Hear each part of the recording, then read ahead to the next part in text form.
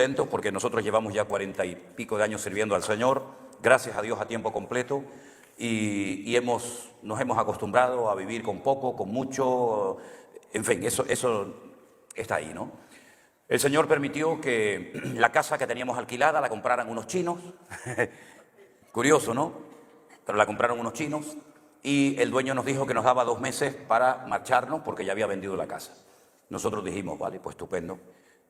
Cruzábamos la calle, así como en la acera de enfrente, está nuestra iglesia.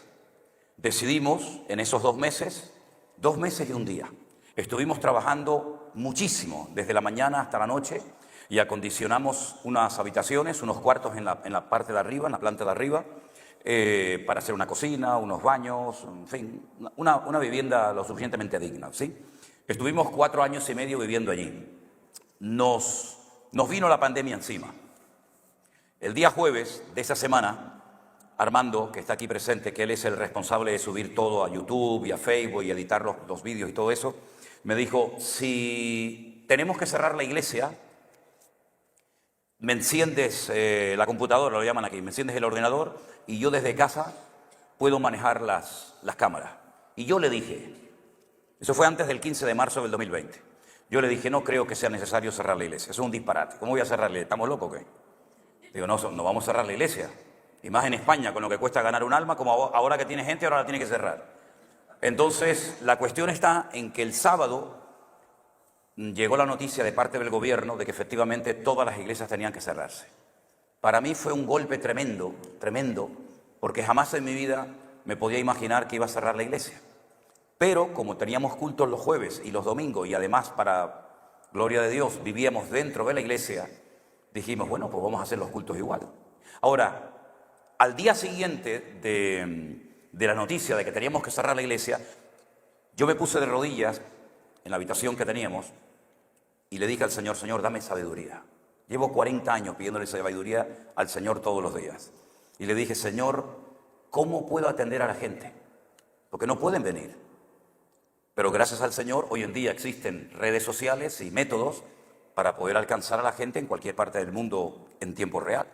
Entonces hicimos un grupo de WhatsApp, que aún lo tengo, y con ese grupo de WhatsApp, desde las 11 de la mañana hasta la 1 del mediodía, estábamos toda la mañana con peticiones bíblicas, oraciones, devocionales, recetas de cocina, sí, hacíamos de todo. Quiero que todos los hermanos de la iglesia hagan una obra de teatro en familia y la envíen, y tenemos que averiguar de qué personaje se trata. Fue un tiempo extraordinario, tiempo maravilloso. Pero no teníamos entradas económicas de ningún tipo, ni diezmos, ni ofrendas, ni nada. Pero como Dios nunca ha necesitado ni tu diezmo ni el mío para cuidar la obra, para mí no era ningún problema. Hay gente que está obsesionada con eso, ¿no? Los diezmos, las ofrendas, los diezmos. Como si Dios necesitara tu diezmo y mi ofrenda, fíjate tú. Entonces yo le dije al Señor, Señor, si esta obra es tuya, ahora tienes una oportunidad maravillosa para demostrar que es tuya cuidándola tú. Mira, una mañana me levanto y me encuentro yo 300 y pico mensajes de gente de todo el mundo, porque quiero confesarles algo, ya seguramente me han oído que lo he dicho en algún momento. Varias veces, no muchas, pero 2 o 3 veces tuve la tentación de parar, porque yo no veía a nadie, yo predicaba sillas vacías. Y tuve la tentación de parar porque me venía el pensamiento a la mente de que nadie te está escuchando, nadie está viendo esto. ¿Qué estás haciendo? ¿A quién le estás predicando?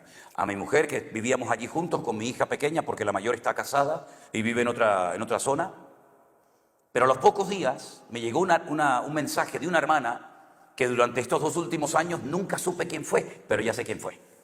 Porque la conocí en la iglesia bautista, una iglesia enorme que nos prestaron en Hialeah, en Miami, y esta hermana se me acercó. Esta hermana, sin saber lo que yo había pensado, me llega y me dice, hermano, si en algún momento pasa por tu mente el pensamiento de que nadie te está viendo, de que nadie está escuchando los cultos, quiero que sepas que es cuando más hay gente que te está viendo y escuchando. Aquello fue un revulsivo, me entró unas ganas de predicar y de servir al Señor allí, que yo predicaba como si tuviera miles de personas delante. Siempre me ha dado igual, si hay uno, le predico igual a uno que a 10.000, no hay ningún problema. Pero para mí aquello vino de parte del Señor. Y esa hermana la conocí el otro día cuando estuvimos el otro día, llevamos ya casi 1 mes y medio fuera de casa, digo el otro día cuando estuvimos en Miami. comenzaron a caernos llamadas de todas partes del mundo, de Alaska, de la isla de Ushuaia, de la ciudad de Ushuaia en Argentina, de Afganistán, de Japón, de las islas Hawái, de todo el mundo nos llegaban llamadas y ofrendas. No sabían cuál era el número de nuestra cuenta bancaria, pero nos mandaban por el Western Union y por el MoneyGram miles y miles de euros, lo que nunca en la vida. Y yo decía, pero Dios mío, algo está pasando. Nos sentábamos a la mesa a comer y era el teléfono una llamada y otra y otra y otra y otra. Cuando nosotros nos íbamos a la cama a dormir, la gente decía, buenos días, pastor, ¿cómo está? Digo, bueno, hermano, buenos días no, aquí son las 3 de la mañana. Pero para ellos era de día o viceversa. Fue algo impresionante la cantidad de llamadas, gente que nos decía, porque a todo esto, yo hacía un devocional por WhatsApp y se lo mandaba a los miembros de la iglesia. Pero un día pensé, oye, a lo mejor si hago el devocional de la mañana, me pongo el teléfono delante y lo hago así en abierto, a lo mejor lo verá alguien más. Uy, ¿para qué fue aquello, papá? Aquello fue terrible. Empezaron a llamarnos y a escribirnos de todas partes. La gente me escribía correo y yo uno por uno iba contestando a este, al otro, a la señora, cual. Pero un día me levanté y digo, si en vez de pasar horas delante de un ordenador contestando preguntas, pongo el teléfono así y hago un programa y digo, ¿cómo lo llamo? El pastor online, ya está, el pastor online. Si yo lo pongo así y empiezo a contestar, pues así en 2 o 3 días me quito todas las preguntas de encima y ya no me escribe más. No, aquello fue peor todavía, aquello fue terrible. Y venga ya preguntas, y venga preguntas, hasta el día de hoy, ¿no? Miren, hermanos, nosotros no hemos podido olvidar jamás todo lo que el Señor ha estado haciendo. Porque lo bonito de todo esto es que yo no he hecho nada. Nosotros no hemos hecho absolutamente nada. La gente, ¡ay, qué sacrificio! ¿Sacrificio de qué? ¿Qué sacrificio? Sentarme en un despacho a predicar la palabra cuando ese es el trabajo que Dios me ha dado a mí hasta que me muera. ¿Sacrificio qué? Sacrificio el que Él hizo por nosotros. Yo no hago ningún sacrificio por Él. Él lo ha hecho todo. ¿Te das cuenta? Entonces Dios respaldó la obra. El Señor mantuvo la obra, la sigue manteniendo y resulta de que nos dimos cuenta de que había centenares, miles y miles de personas que nos llamaban católicos, santeros, brujeros, hermanos separados del evangelio, gente que no quería saber nada del Señor, gente que había salido herida, maltratada, apaleada, etcétera, etcétera, de distintos lugares y comenzaron a reconciliarse con el Señor y comenzaron a leer la palabra porque el énfasis fundamental de mi ministerio es lea la palabra, lea la palabra, lea la palabra, lea la palabra. Y ay, hermanos, si más leyera y estudiara el pueblo de Dios la palabra, no habrían sucedido tantas barbaridades que han sucedido, ni tanta manipulación, ni tanto engaño, ¿verdad? Que parece que los pastores somos como dioses, que todo lo que decimos el pueblo sí guana, amén. No, Señor. Los que más tenemos que estar en el punto de mira somos nosotros los pastores, porque ustedes son los que oyen, pero nosotros somos los que hablamos. Y por cada palabra, por cada enseñanza, por cada estudio que compartamos con el pueblo de Dios, tendremos que rendir cuentas. Entonces me he dado cuenta de que muchas veces durante años gente ha estado predicando cosas que no ha analizado. ¿Por qué yo predico eso? ¿Quién le enseña a usted a decir eso? ¿Por qué usted ministra así? ¿Por qué usted repite como el loro cosas que dijo este y el otro y el otro? ¿Usted las ha comprobado realmente a la luz de las Escrituras? Comenzamos a dar estudios de escatología bíblica porque me di cuenta de que la gente le tenía miedo, pánico, rechazo a las profecías, al libro del Apocalipsis, cuando es el libro que más hay que leer en los últimos tiempos. El libro del Apocalipsis y las profecías de los tiempos finales no se escribieron para asustar al pueblo de Dios, sino al contrario, para alentarlo, para instruirlo, fortalecerlo en la fe. Y entonces el Señor nos permitió publicar una serie de materiales como hermenéutica, la ciencia de la correcta interpretación de los textos bíblicos, homilética, saber exponer ese conocimiento, escatología bíblica, un estudio sobre Daniel, Apocalipsis, educación cristiana. Me di cuenta de que hacía falta educar a la gente espiritualmente hablando. Cómo reaccionar ante la presión, ante la crítica. Sí, es muy bonito los aplausos, la foto, eso está muy lindo, pero esta no es la realidad de la vida. La realidad de la vida es la traición, la crítica, el juzgarte. Eso también entra dentro del paquete, mijo. Y tenemos que estar preparados para eso, ¿verdad? Porque el aplauso y el reconocimiento te puede echar a perder, pero lo otro te acerca al Señor. Porque se aprende más llorando que riendo. Y hay gente que viene a la iglesia a reírse. Pero donde más deberíamos de llorar quebrantados ante la presencia de Dios es en nuestras congregaciones. La iglesia no es un circo para pasarle la mano. El otro día se me acercó un hermano y me dice, hermanos, quiero hacerle una pregunta. Digo, bueno, hágame una, que no sea muy difícil, por favor. Y me dice, ¿es correcto, como me enseñaron a mí en mi iglesia, que tengo que pedirle al Señor que me enseñe el arte el arte de predicar sin ofender a nadie? Y le dije, primeramente, eso no es un arte, eso es una desgracia. Si usted predica y no se ofende a nadie, usted no vale para el ministerio. Usted vale para diplomático. Dígale a su país que lo ponga de diplomático en otro país. Pero aquí, el que predica la verdad, o te aman o te quieren crucificar. Es que aquí no hay medias tintas. Aquí es el pan pan y el vino vino. Al que le gusta viene, al que no también. Hasta el mismísimo Señor Jesucristo. Un día se le acercaron sus discípulos. No estoy predicando, todavía no he empezado. Esto es una introducción nomás, Se le acercaron los discípulos y le dijeron, Señor, hoy la gente se fue un tanto ofendida contigo porque predicaste duro. Y el Señor podía decir, ay, llámenlos otra vez, dígale que vengan a pagar, que les voy a pedir perdón. El Señor les dijo, si se quieren ir ustedes ahora, ahí está la puerta, Aprovechen antes de que sea demasiado tarde. Pero el que me siga a mí, carga su cruz. Y el que no fiel hasta la muerte no recibe el premio. Es decir, hermanos, no que predicamos para ofender a nadie. La iglesia virtual no viene para competir contra nadie. Yo nunca he competido con nadie. No tengo que competir con nadie. Mi lucha no es contra pastores, denominaciones, iglesias. Para nada. Nuestra lucha es contra principados y potestades, contra los gobernadores de las tinieblas, contra huestes espirituales de maldad en las regiones celestes. Y la palabra ofende. ¿A quién ofende? ¿A quién ofende la palabra? ¿A quién le sienta mal la palabra? Pues le sienta mal la palabra al desobediente, al rebelde, al que no quiere cambiar, al que va por libre, al que se cree que es no sé qué y no es nada. A ese, lógicamente, la palabra le va a ofender. Yo, como oveja, jamás me congregaría en una iglesia donde la predicación nunca me toca el corazón. La predicación tiene que apuntar al tercer botón de la camisa de un hombre, al corazón, directamente. La predicación del evangelio, la exposición de la palabra no es un entretenimiento, no es un juego, no es un pasatiempo. Estamos hablando de almas que se pueden condenar eternamente en el infierno. Y mis queridos hermanos, cuando el Señor Jesucristo predicaba verdades que a muchos le ofendían y les molestaban. Y dice que había momentos que lo querían tirar por un barranco. Y el Padre siempre lo protegió. Y si hoy en día algo necesita la iglesia del Señor, es gente que sea valiente en los púlpitos. Que no tenga miedo a que se vaya la familia tal y cual porque dan muchos diezmos y ofrendas. Como si los diezmos y ofrendas suyos mantuvieran la obra del Señor. La obra tiene 2000 años, mi hermano. El que cuida y sustenta a la iglesia es el Señor Jesucristo, no usted. Bueno, vamos a pasar a la palabra porque yo me acelero y saben que... Cierre sus ojos un momentito, vamos a orar al Señor. Qué privilegio, pastor, no estar en su iglesia. ¿Cuántas veces hemos hablado por teléfono? Bueno, será el mes que viene. No, pastor, entonces 6 meses. Bueno, llegó el momento cuando el Señor quiso. Y aquí estamos tan agradecidos. Porque como decía nuestra hermana Cristina, es muy difícil encontrar hoy en día pastores que no tengan problemas con los celos y las envidias. Es muy difícil encontrar pastores que se alegren con la bendición ajena. Y es que su bendición es la mía. Y su desgracia y su problema también es mío. Y yo me alegro mucho de que el Señor haya tocado el corazón de este hombre de Dios, su familia y sus colaboradores para cedernos su congregación, como lo hizo hace unos días el pastor Arenas en California. Y yo creo que si algo está haciendo el Señor hoy en día es romper barreras, estructuras que nos han separado y distanciado durante años y no han servido para nada, sino para impedir que la iglesia crezca. Y esa ha sido la puerta que el diablo ha utilizado para meterse en la iglesia, ya que la iglesia no se metió en el mundo se metió en la iglesia. Pero todo esto de estar los hermanos juntos en armonía es el poder más grande que existe, porque cuando la iglesia se une en torno a la palabra y en torno a la presencia del Señor, no hay hombre ni demonio que pueda destruir esa iglesia y esa obra de Dios. Gracias te damos por todo lo que estamos viendo, Señor. Gracias por todo lo que estamos disfrutando en este tiempo.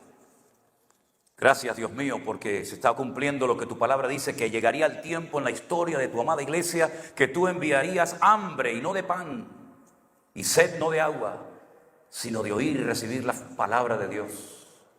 Y gracias, Señor, por permitirnos llegar hasta aquí. Gracias por todos los hermanos y hermanas que hemos conocido en este viaje. Y en esta recta final, en estos últimos días, en este país, Señor, te pedimos que tú sigas tratando y ministrando a tu amada iglesia.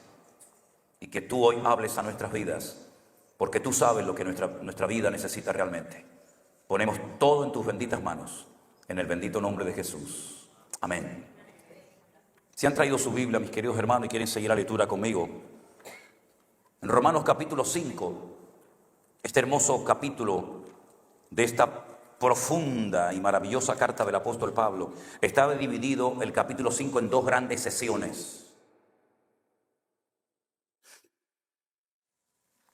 La primera parte del capítulo 5 de Romanos nos habla acerca de los resultados que fluyen de ser justificado por Cristo. Y la segunda parte nos habla acerca de la comparación, de la analogía que existe entre el primer Adán y el segundo Adán, del cual también hablaremos en esta tarde. En el versículo 12 dice: por tanto, como el pecado entró en el mundo por un hombre, y por el pecado la muerte, así la muerte pasó a todos los hombres, por cuanto todos pecaron. Pues antes de la ley había pecado en el mundo, pero donde no hay ley, no se inculpa de pecado. No obstante, reinó la muerte desde Adán hasta Moisés, aún en los que no pecaron a la manera de la transgresión de Adán, el cual es figura del que había de venir. Pero el don no fue como la transgresión, porque si por la transgresión de aquel uno murieron los muchos, abundaron mucho más para los muchos la gracia y el don de Dios por la gracia de un hombre, Jesucristo. Y con el don no sucede como en el caso de aquel uno que pecó, porque ciertamente el juicio vino a causa de un solo pecado para condenación, pero el don vino a causa de muchas transgresiones para justificación. Pues si por la transgresión de un solo reinó la muerte, mucho más reinarán en vida por uno solo, Jesucristo, los que reciben la abundancia de la gracia y el don de la justicia.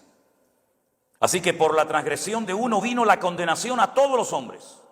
De la misma manera, por la justicia de uno vino a todos los hombres la justificación de vida. Porque así como por la desobediencia de un hombre los muchos fueron constituidos pecadores, así también por la obediencia de uno los muchos serán constituidos justos. Pero la ley se introdujo para que el pecado abundase. Mas cuando el pecado abundó, sobreabundó la gracia, para que así como el pecado reinó para muerte, así también la gracia reine por la justicia para vida eterna, mediante Jesucristo, Señor nuestro. ¿Cuántos dicen amén? Pueden tomar asiento, hermanos. Como bien saben ustedes, la Biblia no es un solo libro. La Biblia es una colección de libros. A lo largo de la historia se hicieron diferentes reuniones y concilios para decidir qué libros se incluían en el canon de las Escrituras y qué libros quedaban totalmente descartados. Y he dicho en varias ocasiones que ha habido sectores que a lo largo de la historia, a nosotros los evangélicos o protestantes, como nos llamaron en la Edad Media, se nos acusó de haberle quitado libros a la Biblia. Porque si usted compara la Biblia Nácar Colunga, que es la versión que habitualmente usan los católicos, y la Reina Valera, que es la que generalmente utiliza el mundo evangélico, usted va a notar una diferencia de 7 libros. En nuestras Biblias aparecen 66 libros, 39 en el Antiguo, 27 en el Nuevo. Sin embargo, en la versión de la Iglesia Católica, la Biblia, que es una muy buena traducción, dicho sea de paso, incluso a veces mejor que la Reina Valera, ellos tienen 72 libros. Y uno pregunta, ¿y por qué la Biblia de ellos tiene más libros que la nuestra? ¿Será que a nosotros no nos interesa que la gente tenga acceso y sepa la información que fluye, que emana de esos libros? No, no es por eso. No es por eso. Fue en el siglo XVI en Italia, en la ciudad de Trento, que se celebró un concilio. Y unilateralmente el Papa de turno decidió meterle 7 libros más a la Biblia. El canon del Antiguo Testamento lo había realizado, lo había escogido el pueblo de Israel a través de sus múltiples rabinos y siervos de Dios. Pero ya digo, en el siglo XVI, en el concilio de Trento, le metieron 7 libros más. El libro de Judith, que es una heroína del pueblo de Israel. El libro de Sabiduría, Tobías, Primera y Segunda de Macabeos. Y así hasta llegar a 7 libros más. Pero todos y cada uno de los libros de la palabra de Dios, que formaron parte del canon real y original de las Sagradas Escrituras, que se mantiene hasta el día de hoy, se escribieron en diferentes estilos literarios. En la Biblia hay parábolas, hay profecías, hay hipérboles, hay metáforas, hay alegorías, incluso hasta una fábula, donde hay árboles que se hablan el uno al otro, ¿verdad? Animales que hablan también. Pero lo interesante de todo esto es que todos esos libros forman parte como de una unidad perfecta, porque la Biblia, al ser la palabra de Dios, refleja la esencia de Dios. La esencia de Dios es Ejad, es la unidad. Y aunque ese Dios se manifiesta y actúa de formas diferentes según el momento y el lugar, siempre cada una de las manifestaciones de Dios, sea en forma de Padre, de Hijo o de Espíritu Santo, siempre reflejan la unidad, la esencia de Dios, ¿verdad? Y por eso la palabra de Dios no tiene ni una sola contradicción. Son los indoctos, los ignorantes, los incultos, los que dicen que la Biblia es un libro lleno de contradicciones, y siempre les desafío y digo, hagamos un debate en público y decidme dónde están las contradicciones de la Biblia. Y jamás se presenta ninguno. Porque la Biblia no contiene errores, la Biblia no tiene contradicciones, la Biblia se interpreta a sí misma. La Biblia matemáticamente, y digo matemáticamente porque en el Antiguo Testamento las letras en hebreos equivalen a números, y los números son letras. Matemáticamente la Biblia es perfecta. Ya Isaac Newton, sin tener acceso a la computación, a la informática, ya él sabía, como judío que era, que la Biblia ocultaba una serie de mensajes que a él le eran inaccesibles debido a la falta de tecnología para poder penetrar y navegar en las páginas del texto original. Porque si me permiten el ejemplo, supongamos que fuéramos un día a una playa cualquiera. Si usted se mete en las aguas de ese mar, de ese río, de ese lago, usted se va a mojar y usted puede decir cuando le digan, ¿fuiste a la playa? ¿Te mojaste? ¿Sí? ¿Estaba fría? ¿Estaba caliente el agua? No, estaba buena, estaba muy fría, estaba mala. Pero usted no vio absolutamente nada porque usted estuvo en la superficie. Pero si una persona se pone, no sé cómo lo llaman, unas gafas de estas de buceo con un tubo y unas aletas y profundiza un poco más abajo, va a ver mucho más que el que nadó en la superficie. Pero nunca olvidaré la experiencia que tuve cuando un amigo de allí, un vecino en Tenerife, instructor de buceo, insistió en llevarme a hacer el bautismo del mundo submarino y me pusieron todas esas cosas en la espalda y esos plomos y bajé allá abajo. Y la verdad es que impone, sobre todo la primera vez cuando lo haces, pero es impresionante. Es otro mundo. Ves allá arriba, ves a la gente allá arriba nadando y tú estás allá abajo y ves peces, ves cosas que si no vas preparado y te metes y profundizas, jamás los que nadan en la superficie podrán contemplar y disfrutar. Exactamente igual ocurre con el estudio de la palabra de Dios. Hay gente que está toda la vida en la superficie y son bendecidos y reciben palabra y aprenden, pero no profundizan. Tal vez por vagancia, tal vez por falta de motivación, por el motivo que sea, no profundizan en las páginas de la palabra de Dios. Y nos encontramos que muchas veces hay un mensaje superficial que uno lo interpreta, y no digo que lo haya interpretado mal, pero no le sacas el jugo al resto de lo que oculta ahí. Y voy a ponerles algunos ejemplos, si me permiten.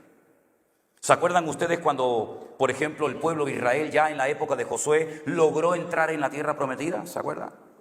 40 años atrás lo habían intentado y fue un fracaso. Y dice la Biblia que fueron castigados año por día, 40 años dando vueltas en el desierto, puesto que durante 40 días estuvisteis reconociendo la tierra de Canaán y cuando volvisteis, disteis un informe tan negativo, tan terrible, que trajisteis desánimo a todo un país.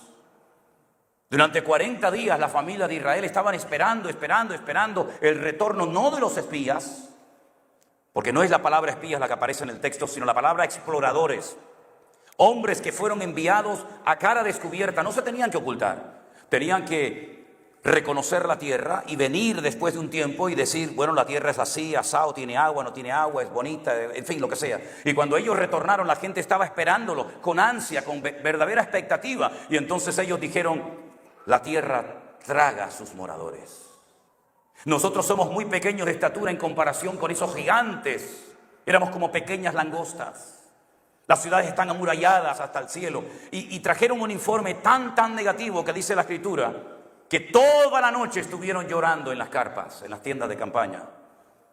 Y al Señor le dolió en el corazón una forma de hablar. Que la actitud del pueblo no fue la correcta. Ese día que retornaron los dos exploradores, era el día Teisa de Ab. Teisa en hebreos 9, Ab es un mes. El día 9 del mes Ab, A-V. Ese día marcaron su destino. Se quejaron, hablaron mal de la tierra del Señor. Y si usted observa todas las desgracias que le han ocurrido al pueblo de Israel, siempre han ocurrido el día Teisa de Ab.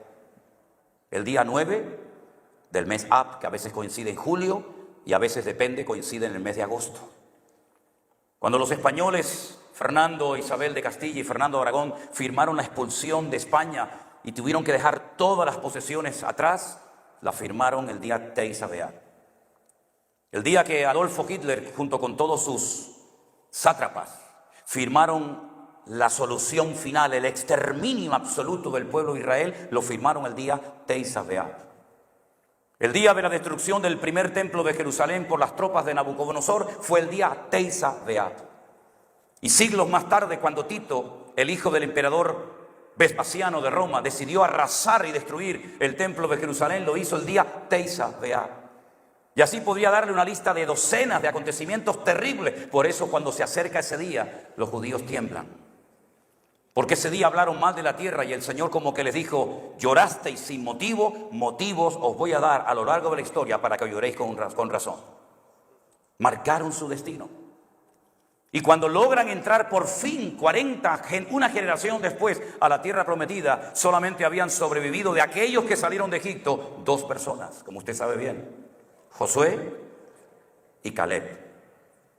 El nombre Caleb es muy interesante. Se pronuncia Caleb para hablar de una persona, se pronuncia Keleb para hablar del perro. Si dice Keleb, está llamando al perro. Si dice Caleb, está llamando a una persona. Es la unión de la palabra kol, lev. Kol, todo, lev, corazón. Al perro se le llama en hebreo todo corazón. Y cuando ese viejito ya avanzado en edad le dice a Josué: bueno, yo he sobrevivido, yo he sido fiel, yo no hablé mal de la tierra. Yo incluso dije 40 años atrás que los enemigos estaban derrotados, que nos lo comeríamos como el pan. ¿Cuál es la porción de tierra que me toca? Y Josué le dijo: elige tú. Y le dice: dame ese monte. Dame ese monte y esa ciudad que está allá arriba. Y le dijo: pero ahí viven los gigantes. Los gigantes, los hijos de Anac, los que tenían 24 dedos en el cuerpo, los que eran enormes. Y Josué dijo: dame esa tierra. Y cuando usted lee ese texto, superficialmente usted dice: bueno, los gigantes, los hijos de Anac. No, pero espérate un momento. ¿Quiénes estaban enterrados en Hebrón? Abraham y Sara, Isaac y Jacob, Rebeca y Jacob. No, Abraham y Sara, Isaac y Rebeca, Lea y Jacob. Son los gigantes de la fe. Y a esos gigantes se refería la palabra. Pero eso usted no lo va a ver en español nunca en la vida. Tiene que profundizar como el submarinista baja a las profundidades del agua para poder extraer, o como el minero que baja a los profundos de la tierra para extraer los diamantes, el oro o lo que quiere encontrar. ¿Se da cuenta? La palabra de Dios es mucho más profunda de lo que leemos cada día. Y por eso a veces una letra, simplemente una letra, Shibolet, Sibolet, mataron a miles de personas. Diga Shibolet, Sibolet, no diga Shibolet, no sé Sibolet. Entonces este no es de lo nuestro, córtale la cabeza. Y esa letra que tenéis ahí arriba, la segunda, la que es así, que es, no, la H no, la segunda, que es la letra Shin, que significa diente. Esa letra, si usted pone un punto arriba a la derecha, es Shin. Y si pone el punto a la izquierda, es Sin. Por un punto murieron miles de personas. Por un punto.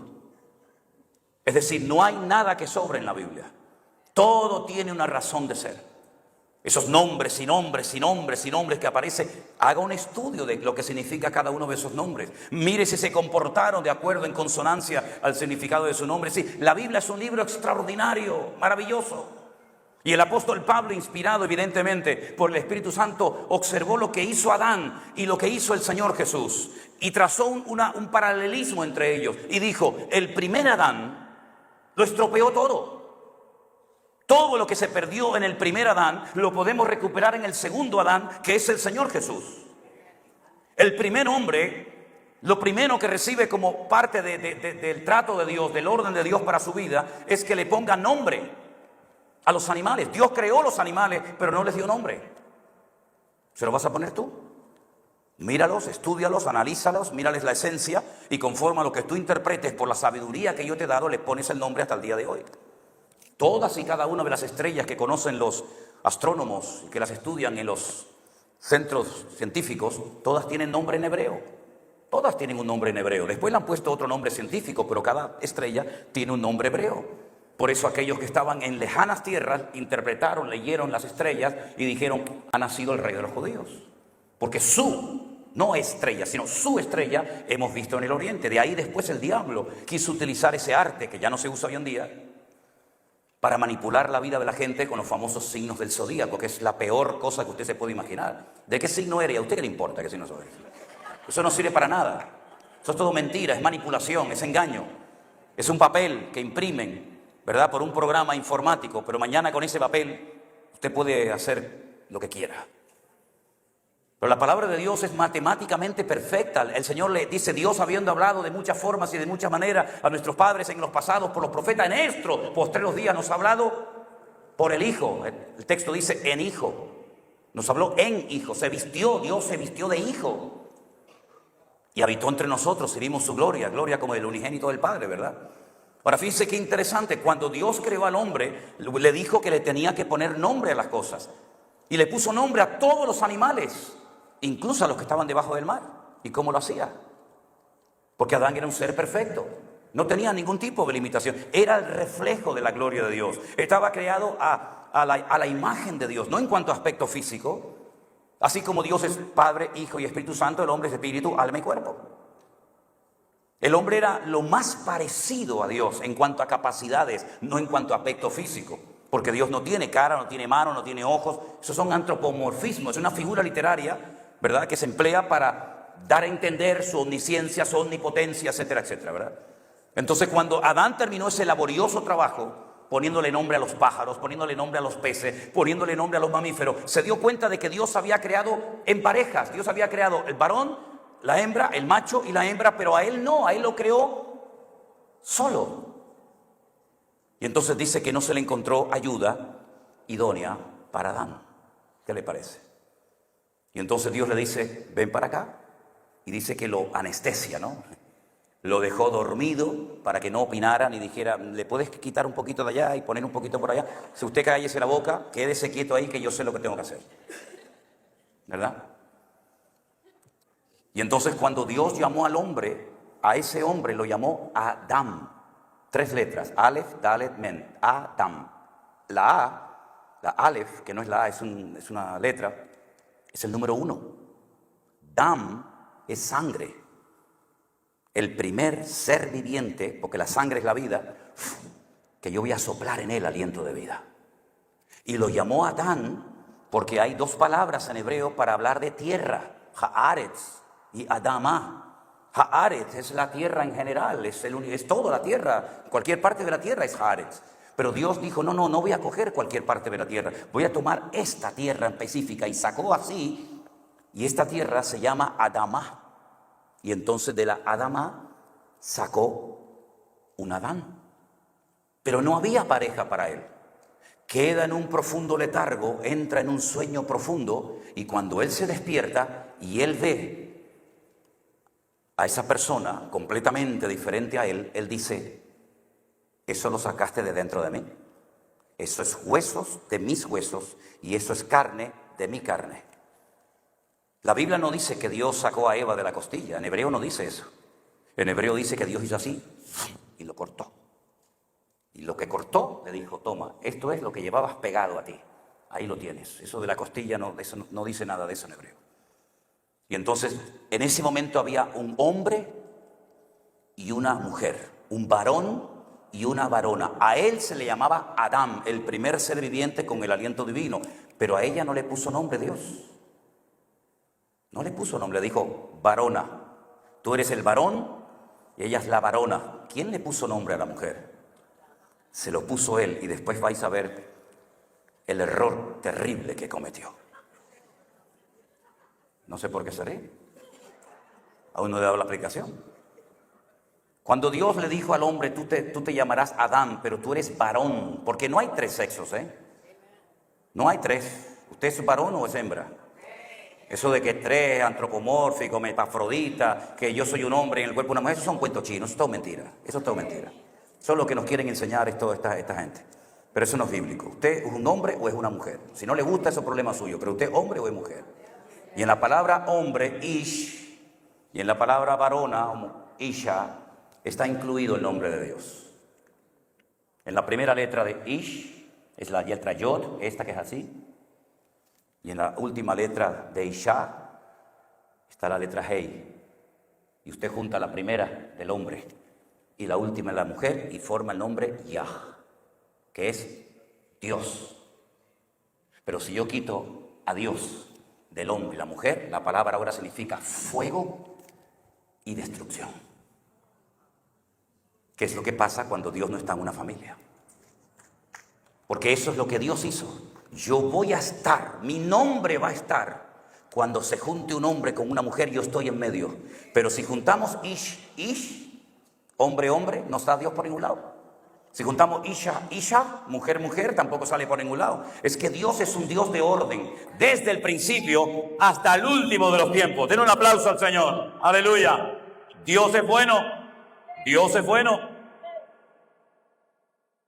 Ahora ellos saben que Dios está con ellos. Y por eso dice que no se avergüenzan. Están desnudos. No solamente significa desnudos en hebreo, desnudos, sino significa sin argumentos. No dice que estamos desnudos ante la palabra de Dios, que es como una espada que penetra hasta partir el tuétano y las ligaduras. Estamos desnudos, no tengo argumentos para pelear contra Dios. ¿Por qué? Porque estoy en armonía. El Señor está conmigo, estamos juntos, y entonces dice la Biblia, ahí lo declaró el Señor en el huerto del Edén: por esto dejará el hombre a su padre y a su madre, y los dos serán una sola carne. Y la palabra que aparece en el texto hebreo es Ejad, lo mismo que yo. ¿Qué es Ejad? Escucha, Israel, el Señor nuestro Dios, uno es. Shema, Israel, Adonai, Eloheinu, Adonai, Ejad. Si tú te juntas a tu marido y tú te juntas a tu esposa, seréis Basar Ejad, seréis una sola carne. Igual que yo, ustedes también lo harán. Y por eso una de las cosas que más odia el diablo es a las familias. Y más a las familias que llevan el sello, la marca, la presencia de Dios en sus hogares. Por eso hemos visto en los últimos años cantidad de divorcios en las iglesias. Incluso de gente que se para en un púlpito a predicar. ¿Qué va a predicar usted, caballero? Si no le funcionó en su matrimonio, ¿va a funcionar en el mío? ¿Quién le da a usted credibilidad? El cartel, el título que le dieron en el seminario, eso no vale para nada. La credencial que me dio el presbítero, eso no vale para nada. El diablo no reconoce títulos ni credenciales de ninguna índole. El diablo lo que ve es si usted está en orden y la presencia de Dios le avala y le respalda. Olvídese, no, es que la chaqueta, la corbata, eso no vale para nada. Aquí tiene usted o no tiene usted el respaldo de Dios.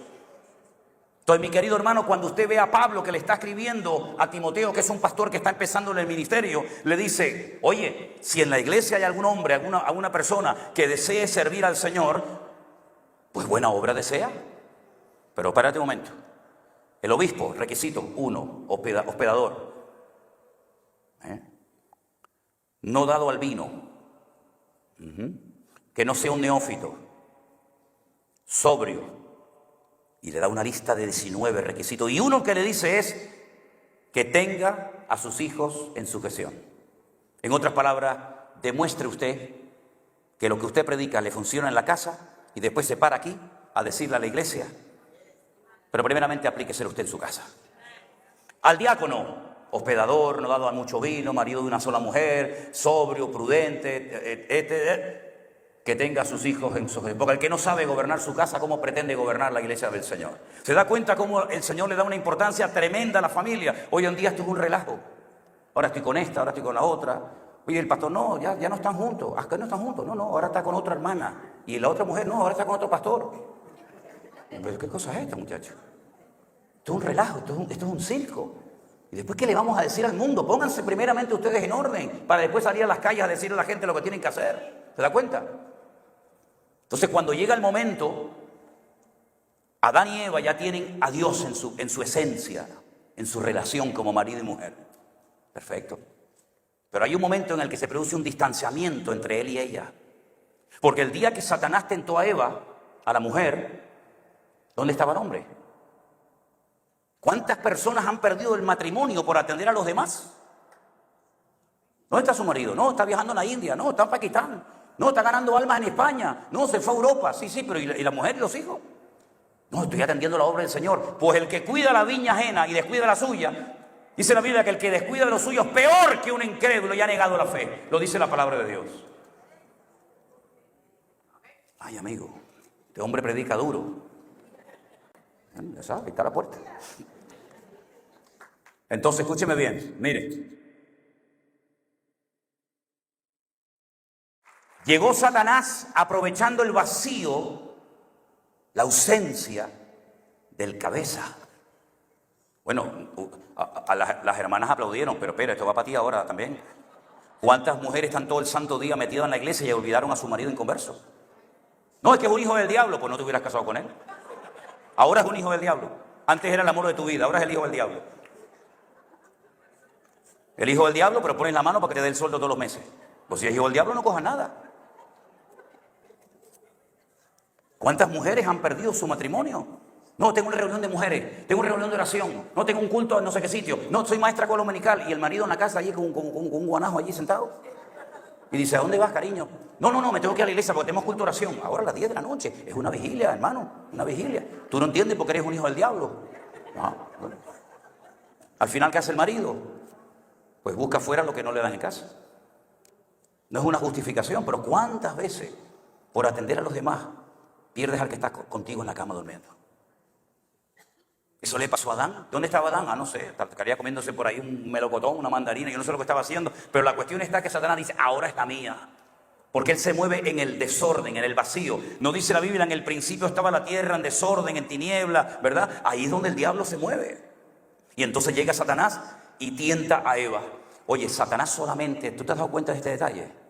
Satanás solamente fue en persona a tentar a dos personas. ¿Sí o no? A Eva y a Jesucristo. Si eres el Hijo de Dios, dile que estas piedras se conviertan en pan. Eso para mí no es ninguna tentación, porque yo no puedo convertir las piedras en pan, pero para él sí era una tentación, porque él puede convertir piedras en pan.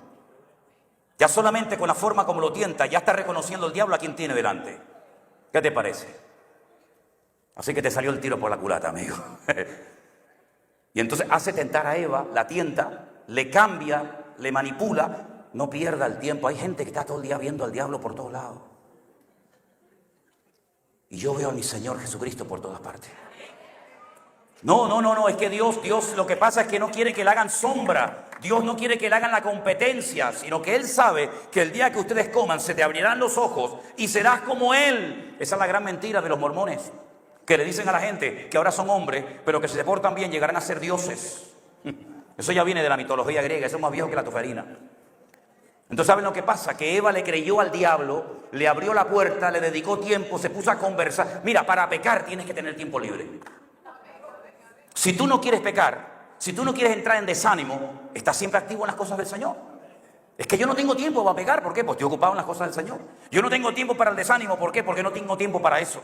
Pero ella tenía demasiado tiempo libre, que fue uno de los grandes problemas y carencias de Sodoma y Gomorra. La ociosidad, la abundancia, la prosperidad excesiva y el demasiado tiempo libre. Entonces Satanás dijo, ahora que tienes tiempo libre, ahora que estás aburrida, ahora que estás lejos de tu marido, ahora se metió y la hizo caer en pecado. Y entonces para hacer caer a Eva, tuvo que ir Satanás en persona. Para hacer caer al tontorrón de Adán con la mujer fue más que suficiente. ¿Qué poder tienen ustedes, muchachas? Tremendo.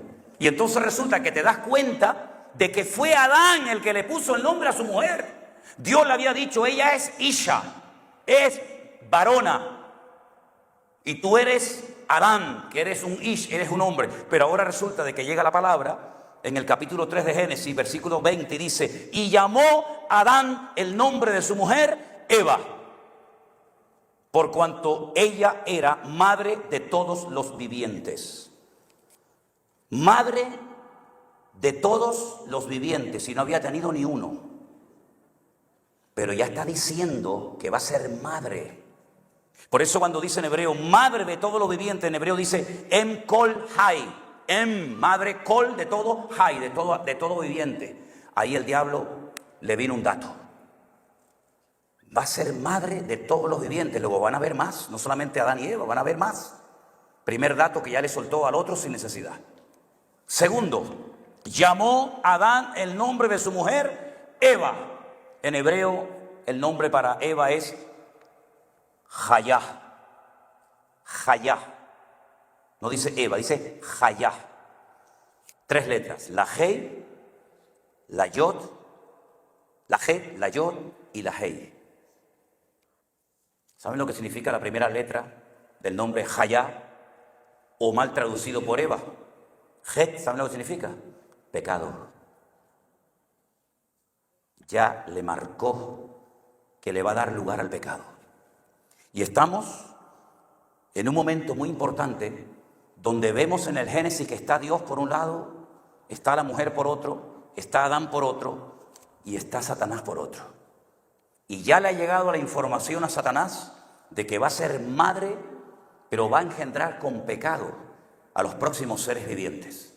Y para colmo de Satanás, que se puso tremendamente nervioso, llega el Señor y le dice a la mujer que pondrá enemistad entre la simiente de Satanás y la simiente de la mujer.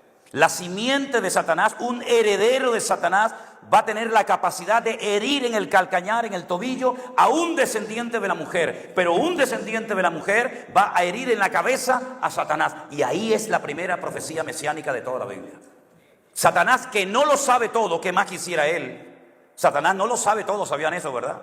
Y Satanás no está en todas partes, como algunos creen. Satanás está aquí, no, Satanás, ¿qué más quisiera él estar en todas partes? El único omnisciente, el único omnipotente es nuestro Dios. Por eso ahora lo ves aquí, mañana lo ves allá. Le dijo el Señor a Satanás en el capítulo 1 de Job: ¿de dónde vienes? ¿Dónde vienes tú? Dice: de rodear la tierra. Estás en el Edén, estás en el desierto, estás por aquí, estás por allá. No puedes estar en dos sitios al mismo tiempo. Por eso no le atribuye al diablo lo que Dios no le dio. El que está en todas partes es nuestro Señor Jesucristo. Yo estaré con vosotros todos los días hasta el fin del mundo. Se lo dice a un hermano en Europa, se lo dice en Alemania, se lo dice en América. El único que puede estar con nosotros todos los días hasta el fin del mundo es el Señor. Satanás no puede hacer eso. Pero Satanás sabe que va a nacer alguien que a él lo va a terminar hiriendo en la cabeza. Y entonces ahí empieza una guerra desde el jardín del Edén hasta el momento del nacimiento de nuestro Señor Jesucristo. No sabe si va a venir ese descendiente en forma femenina o masculina, no lo sabe. Sabe que va a nacer alguien de la madre de todos los vivientes, ¿verdad?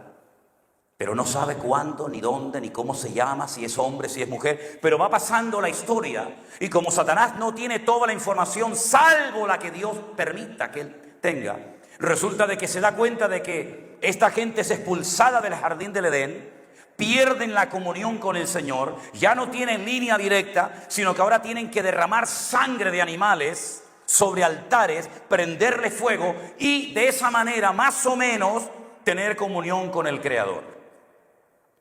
Van a ser alguien y de momento le hacen dos, Caín y Abel. Tengo un 50% de posibilidades de acertar, ¿será este o será aquel? Bueno, resulta que uno de los hermanos es más espiritual que el otro, porque Dios ha establecido una nueva forma de acercamiento al Señor.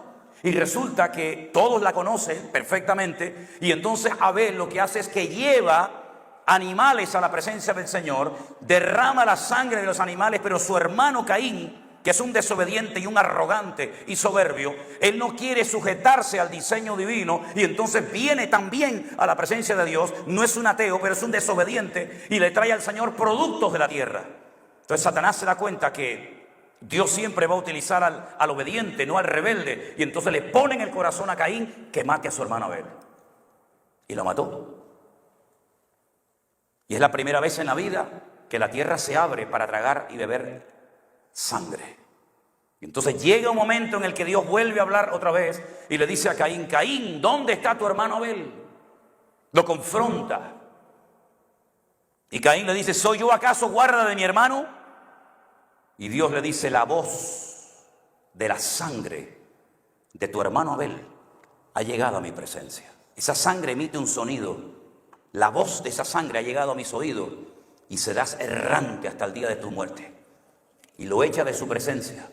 Y tiene que ser un ser errante, lo más parecido a Satanás, que es un ser errante, sin amigos, sin familia, sin tierra, sin nada, errando por toda la tierra hasta el día de su sepultura.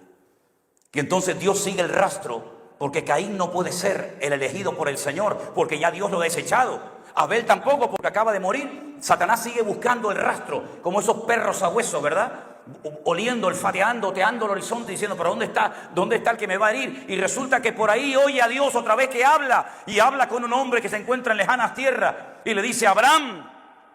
Y ahí Satanás presta la oreja. Y el Señor le dice, sal de tu tierra y de tu parentela a la tierra que yo te mostraré. Ahí le monta guardia Satanás a Abraham.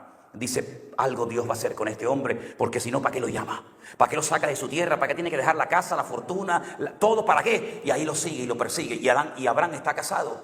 Y resulta que Satanás pensó por un momento en su torpeza, que por ahí va a venir el descendiente. Y resulta que Dios le promete que va a ser padre de multitudes, pero resulta que su nombre es un hombre maldito, es un hombre que le han puesto los astrólogos de Ur de los Caldeos, porque a los niños cuando nacían los sacaban en las noches estrelladas y los sacerdotes los cogían en brazos y miraban las estrellas y decían, ¿cómo le ponemos a este? ¿Cómo le ponemos a este? Y según ellos interpretaban las estrellas y le pusieron al niño Padre enaltecido, Abraham. Pero Dios cuando lo llama le dice, no, ese nombre te lo pusieron tus antepasados. Yo te voy a poner una letra de mi nombre en tu nombre. Porque no hay ninguna letra, no hay ninguna presencia de mi nombre en tu vida. Entonces Dios le da la letra de su nombre, hey, y le dice, te vas a llamar Abraham, padre de multitudes. Y el valor numérico de su persona se duplica. Porque lo que le da valor a nuestra vida no es lo que tienes, sino lo que eres en Dios. Y entonces llega su mujer y le dice, vamos a ser padre. Dios me ha hablado, el Dios que me sacó de Ur de los Caldeos, Dios me va a hablar, Dios me lo ha revelado. Y el Señor le dice, dile a tu esposa que se llama Saraí, que significa mi princesa, que se cambie también el nombre. Se va a llamar Sara, que significa princesa. Sar, Sará, Sarín, Sarot. Príncipe, princesa, etcétera, ¿verdad? Y a los dos les cambia el nombre. Y Satanás les monta guardia porque sabe que algo grande se viene. Dios no se mueve así por las buenas. Satanás le monta guardia. Intentan 1 año, intentan 2, intentan 3, intentan 20, 30 años y el niño no nace. Porque la matriz de Sara está trancada. Pero Dios la abrió. Y le dijo el Señor, cuando nazca tu hijo le vas a poner Isaac. Isaac, que significa el que te hará reír. Y le pone Isaac.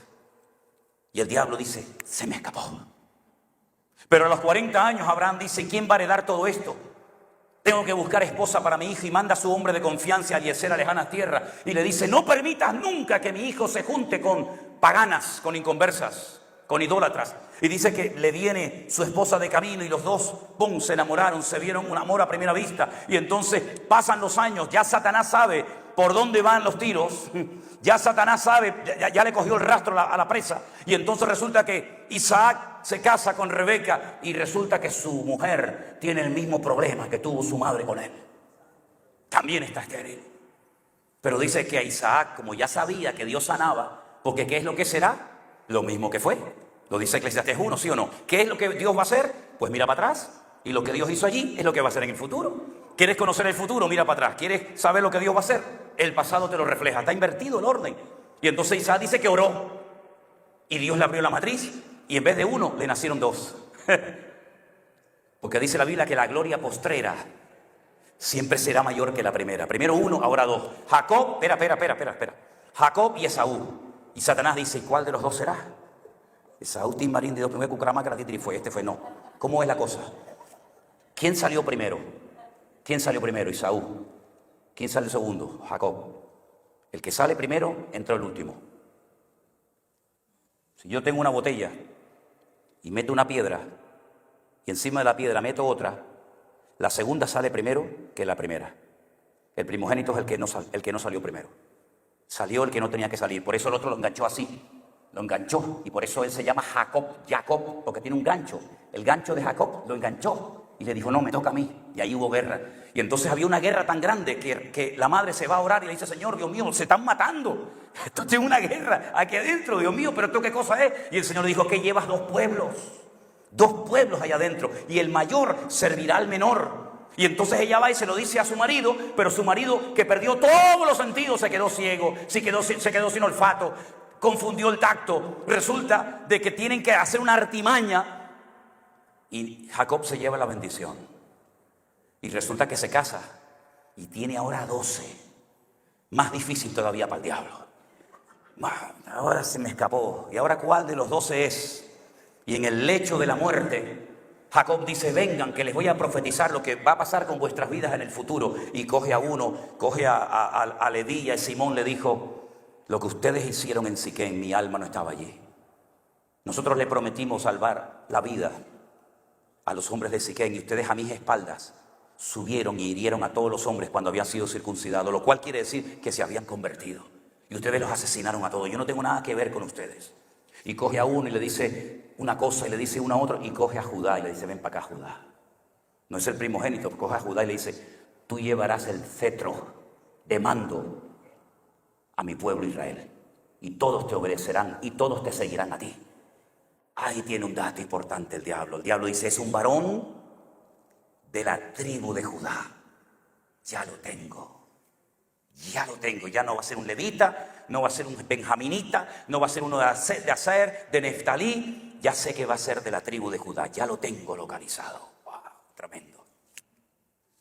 Llegan a Egipto, y el faraón dice, por mandato del diablo, mata a todos. Caín mató a uno, mató al 50%. Tú coges a todos los varones y mátalos a todos. ¿Qué te parece? Como el diablo también va paralelamente con Dios. Llegan los días del nacimiento del Mesías y vuelve otra vez otro rey pagano llamado Herodes a sentir en su corazón el anhelo, el impulso diabólico de mata a todos los niños menores de 2 años. Pero de lejanas tierras vinieron magos de Oriente cargados con oro, incienso y mirra para que sus padres se pudieran ir 2 años al extranjero, cerrando su negocio, cerrando todo y poder sobrevivir en Egipto. Y el Señor guardó a su hijo hasta que se cumple la profecía que dice, de Egipto llamé a mi hijo. Y el Señor lo trae. Y cuando nace, y toda esta historia que yo les estoy relatando la pueden ver en Apocalipsis capítulo 12, donde hay una mujer que está embarazada y tiene 2 estrellas, ¿verdad?, en su cabeza, y está sobre la luna. Los sueños de José, ¿se acuerdan? Son la luna, las estrellas.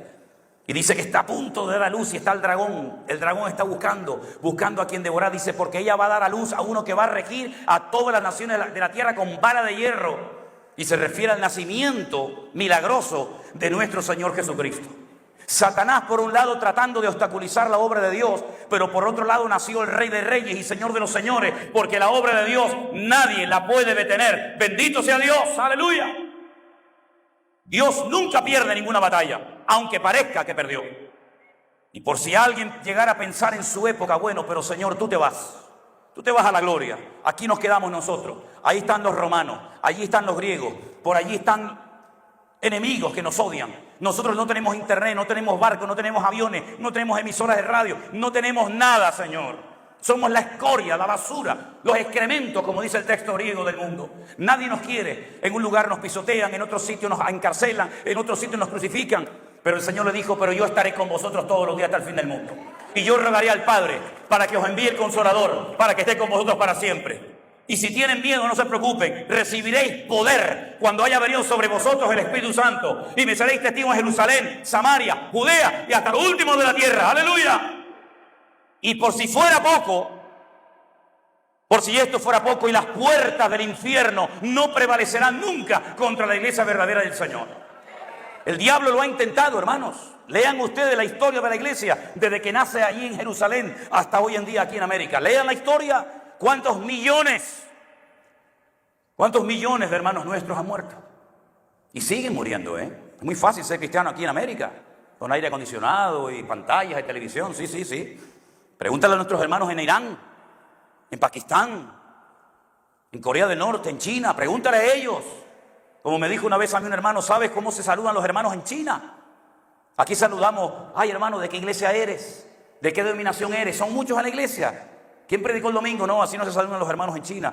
Se saludan, hermanos, ¿cuántas veces te han encarcelado? ¿Cuántos latigazos llevaste en la espalda? Te han torturado más de una vez, ¿verdad? ¿En qué cárceles has estado? Yo también estuve en esa. Así es el saludo de nuestros hermanos en China. Ellos saben que convertido, cristiano, es sinónimo de perseguido. Así es.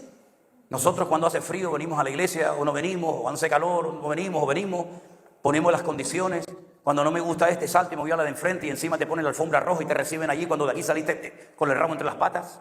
¿verdad? Y cuando aquí te ponen en disciplina, ay, aquí esta iglesia no hay amor, el de enfrente te dice, no, venga para acá, mañana lo hago líder de alabanza. No, mire, pastor, me puede casar, pero una pregunta.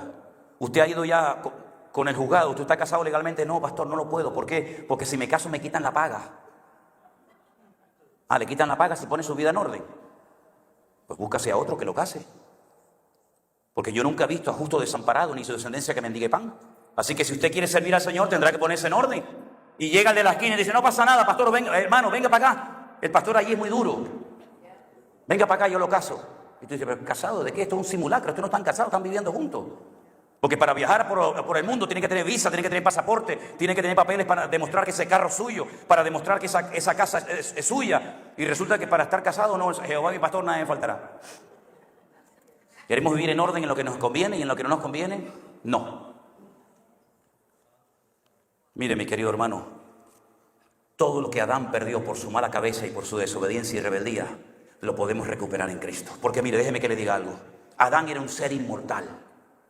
Él no iba a morir nunca. Porque el día que peques, perecerás. Él no sabía lo que era el concepto muerte, met. ¿Qué es muerte? No sé lo que es la muerte. ¿No sabe lo que es la muerte? Ven para acá. Mira quién está tumbado en el suelo. Con un charco de sangre, con la cabeza partida en dos. ¿Sabes quién es ese? Uy, dices, a ver, ¿qué le pasa? No se mueve. ¿Y qué le pasa? Eso es lo que yo te dije que te iba a pasar.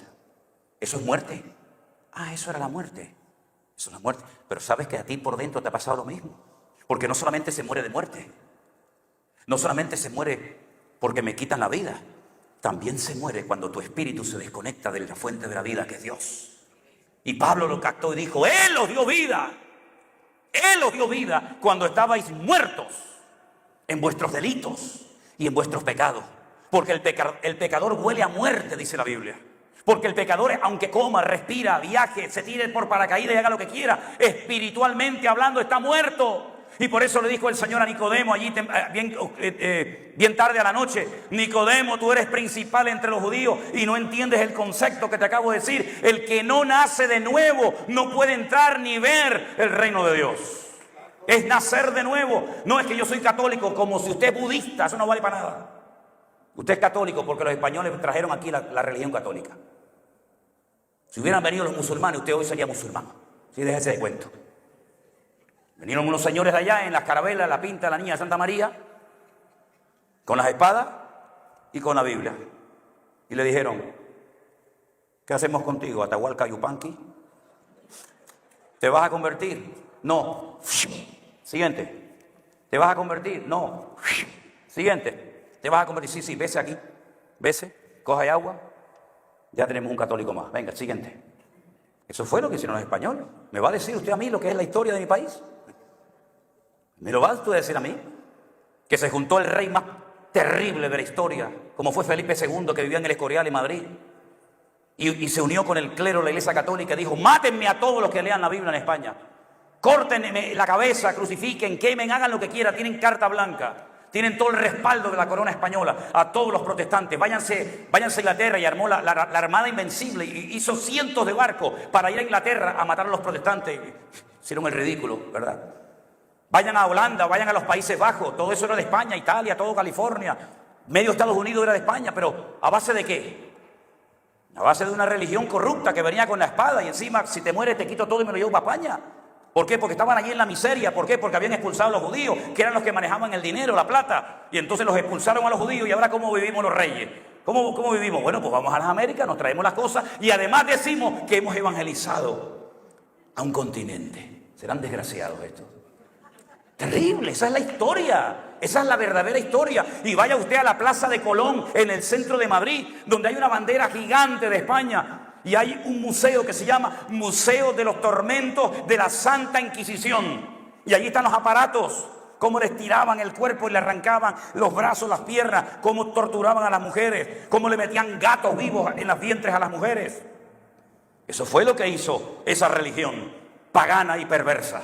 Me vienen a mí ahora con el cuento de que no, yo soy católico. Usted es católico porque le forzaron a ser católico, no porque usted eligió esa religión.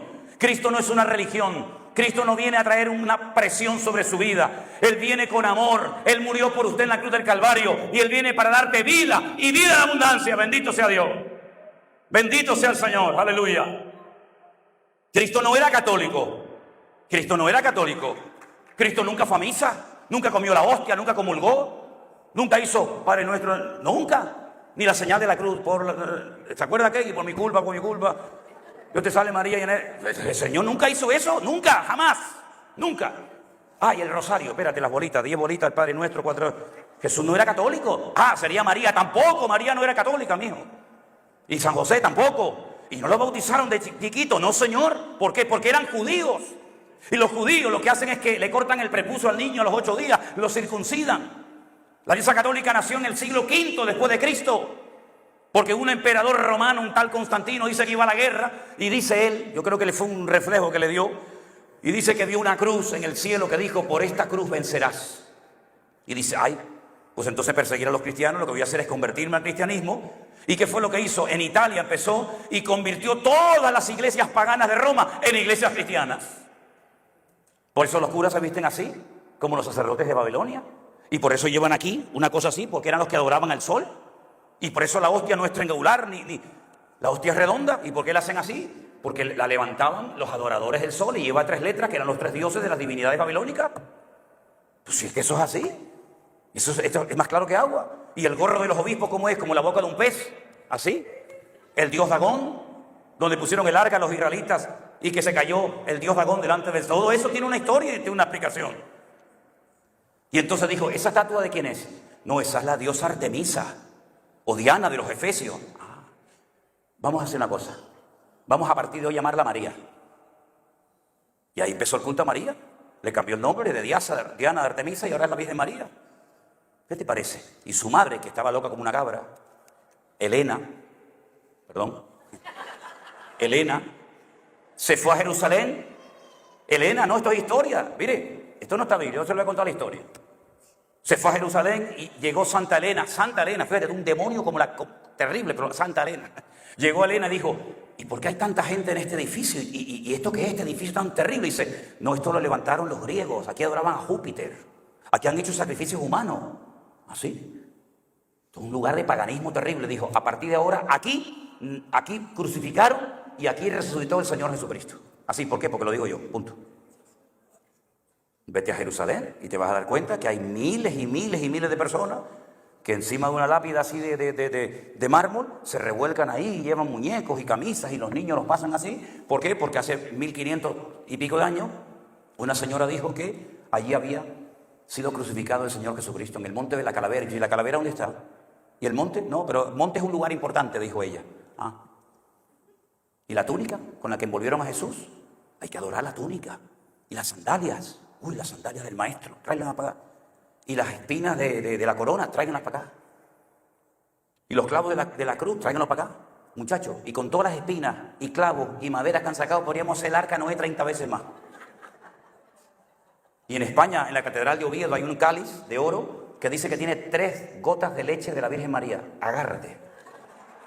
Y nos llaman locos a nosotros. Hermanos queridos, de ahí nos sacó el Señor. Quitó la venda de nuestros ojos. Y ahora Jesucristo, que es el Señor de señores y Rey de reyes, al Señor tu Dios adorarás y a Él solo servirás. Fuerte este aplauso al que vive. Y a su nombre. Y a su nombre. Gloria a Dios. Ese es nuestro Dios, mi hermano. Mire. Déjame 5 minutitos más. 5 minutitos más, que estoy animado. Mira. Cuando yo entendí, cuando a mí se me predicó por primera vez en mi vida el Evangelio, yo no me lo creía. Yo digo, no puede ser, esto no puede ser. Yo decía, esta gente existe, ¿dónde estaban esta gente? Me regalaron una Biblia el primer día que fui a la iglesia. Yo nunca en mi vida fui salesiano, fui marista, toda la vida católica, de colegios de curas buenos, porque mi papá en aquel tiempo quiso gastarse el dinero no sé para qué, en colegios buenos, pero me llevaron a colegios buenos. Y entonces me regalaron una Biblia esta gente de las iglesias evangélicas. Entonces yo hice así, y la abrí. Mira tú qué cosas tiene la vida. Que empecé a leer. Amén. Y habló Dios estas palabras diciendo. Yo leí en aquel momento así. Yo soy Jehová tu Dios, que te saqué de la tierra de Egipto, de casa de servidumbre. No entendía nada que era eso de Egipto, de servidumbre, no entendía nada. Pero esto sí lo entendí. Yo dije, ¿cómo? No tendrás dioses ajenos delante de mí. No tendrás dioses ajenos. No te harás imagen ni ninguna semejanza de lo que está arriba en el cielo, ni abajo en la tierra, ni aún debajo de las aguas. No te inclinarás a ellas ni las honrarás, porque yo soy el Señor. Y yo me asusté cuando leí esto, digo, esto no puede ser. La cogí así, me fui a hablar con don Gilberto, un cura buenísimo, buenísimo, que siempre me aprobaba, aunque era terrible. Y me dice, ¿qué te pasa, Sierra? ¿Qué te pasa? Digo, don Gilberto, mire, fui el domingo a una iglesia evangélica y esta gente me regaló una Biblia. Y resulta que la abrí por Éxodo capítulo 20, los 10 mandamientos, y no me coinciden, no me cuadran. El catecismo católico, yo me sabía todos los mandamientos y los sacramentos y todo eso, no me cuadran los 10 mandamientos, sobre todo los 3 primeros no me coinciden. Amarás a Dios sobre todas las cosas y a tu prójimo como a ti mismo. No dice eso el catecismo, pero aquí no dice eso. Eso lo dice en otro sitio, pero no aquí. ¿Y sabes lo que me dijo don Gilberto? Sierra, si en algún momento de tu vida te encuentras en una encrucijada que no sabes a quién creer y obedecer, a Dios o a la palabra de Dios, quédate siempre con la palabra de Dios. Oye, aquello fue un bálsamo para mi vida. Empecé a leer la Biblia como ni te imaginas. Bueno, amigos míos del barrio donde yo vivía pensaban que se me había quedado loco, porque no quería jugar al fútbol, no quería salir. Yo jugaba al fútbol, dejé el equipo de fútbol, dejé las novias que tenía, dejé todo lo que tenía y empecé a leer y a leer y a leer y a leer. Se me ponían los ojos como tomate. Mi padre entraba y me decía, pero muchacha, ¿aún sigues leyendo ahí? Digo, sí, déjame, papá. Y leía y leía y leía. Y entonces yo dije, Dios mío, si esto es verdad, si esto es verdad que tú te humanaste, te encarnaste y viniste a este mundo a morir por mí, esto se lo tengo que contar a todo el mundo. Porque tú te crees que es normal que metan a un señor en una cueva y a los 3 días salga para afuera vivo. Eso no ha pasado nunca. Pero eso es lo que ustedes dicen que pasó. Que murió en la cruz, que murió por mis pecados, que lo crucificaron, que lo maltrataron. A mí me entraba una rabia con los romanos. Si yo hubiera vivido allí, me lió machetazo con todos los romanos. Me daba una rabia, pero como no podía, digo, el desgraciado los romanos estos. Cuando yo tranca al romano este, le voy a reventar De verdad, me entraba rabia, digo, será cobarde. Ahí está y le clava la lanza. Ven, clávame la mía, si puede. Me entraba yo me peleaba con la Biblia, con el romano, con el centurión. Me encantaba la vid con la espada, con los leones. Yo digo, ese es el que a mí me gusta. Ven para acá, pim, pam, ahí. Eso me encantaba. Y entonces yo decía, Dios mío, saliste de la tumba, increíble, la tumba está vacía, no busque entre los muertos al que vive. Yo con aquello me volvía loco y entonces comencé a hablarle a todos los amigos míos en el barrio. Me subía encima de las bancas en la calle y le hablaba a todo el mundo y decía, Manolo se volvió loco Manolo. Y un día le dije a mi padre, papá, ya sé lo que quiero hacer en la vida. Me lo estuvo preguntando toda la vida. Mi padre quería que yo fuera torero, él fue torero también. Y yo digo, mira, yo torero no voy a ser. Yo torero no. Toreé y eso, pero no, yo torero no voy a hacer. Y le dije de broma, yo voy a torear al diablo. Me dijo, oye, ¿esto qué cosa es? ¿Tú estás hablando en serio? Digo, no, perdona, papá. ¿Cómo torear al diablo? Siempre estás con bromitas y con tus cosas. Papá, yo quiero servir al Señor. Mírame, así con mi padre tenía una mano que parecía una manopla. Era gorda, así una mano gorda y me hace, ¡bum! Me dio un cachetón y me dijo, tú, pastor, ¿cómo vas a ser tú pastor, Manolo? Si tú no eres una persona seria, tú no eres responsable, tú no sirves para esto. Tú sabes lo que tiene que ser uno para ser pastor y ahora no puedes hacer esto. Y me dio una lista de no, que me asustó. Hasta que al final me permitió ir a la escuela bíblica. Y hermanos, lo que nosotros tenemos como mensaje para compartir al mundo es lo más grande. No hay budista, no hay musulmán, no hay nadie que tenga un mensaje tan poderoso como el nuestro. Cristo vive, sana enfermo, echa fuera demonios, levanta paralítico, hace milagros, porque Él es el mismo. Él es el mismo, ayer, hoy y por los siglos. Entonces, amada iglesia, cuando llegó el confinamiento, ¿cómo no le voy a predicar a sillas vacías? Me da igual a sillas, a paredes o a lo que haga falta. Y ahora, después de 2 años, el Señor nos permite ponerle cara a esos numeritos que yo veía en la pantalla. 40, 80, 100, 200, 1000. Y yo decía, ¿pero quiénes son esa gente? Y hoy le doy gracias y gloria al Señor públicamente porque me doy cuenta de que el Señor respalda su obra.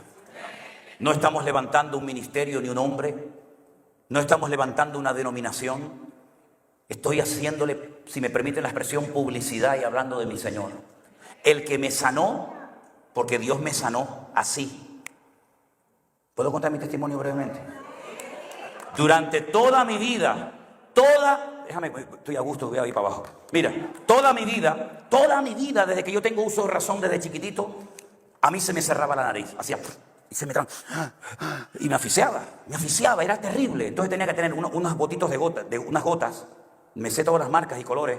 Uno en el bolsillo aquí, otro en la chaqueta, en la guantera del coche, en la mesa de noche. Yo recuerdo días en mi vida cuando se me acababan las gotas y era peor que un drogadicto. Terrible, terrible. Tenía que salir a buscar la farmacia de guardia. Me acuerdo un 24 de diciembre, son esas fechas señaladas, ¿verdad? Y me volvía loco.